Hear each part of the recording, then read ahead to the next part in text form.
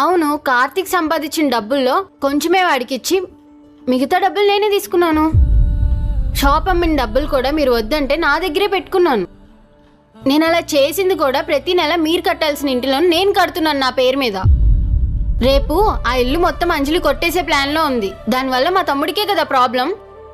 ఇదంతా నీకు చెప్పే చేద్దామనుకున్నామమ్మా, కానీ కార్తీక్ దానికి ఒప్పుకోడు. కార్తీక్కి ఆ ఇంటిపైన ఆశ లేదని తెలుసు రేఖ. సారీ అన్న, ముందు వెనకలో చూసుకోకుండా మిమ్మల్ని ఏవేవో మాట్లాడేశాను. పర్లేదమ్మా. కార్తీక్ ఇంటికి వచ్చాక తనకు నువ్వేం చెప్తావు నాకు తెలియదు రేఖ. మళ్ళీ తిరిగి మీ అన్నయ్య దగ్గరికి పనికి నువ్వే పంపించాలి. మిగతాది నేను చూసుకుంటాను. సరే వదినా. వెళ్ళేసి వస్తాం. రే ప్రేమ్, కార్తీక్ వాళ్ళ దగ్గరికి వెళ్ళి వాళ్ళ ఇంటికి తెచ్చేసుకుందాంరా, ఏమంటావు? వెళ్దాం నాన్న, నేను కూడా మీతో అదే మాట్లాడదాం అనుకున్నా. మరి నేను చాలా మిస్ అవుతున్నాను నాన్న. కానీ రేఖకి నా ముఖం ఎలా చూపించాలో అర్థం కావట్లేదురా.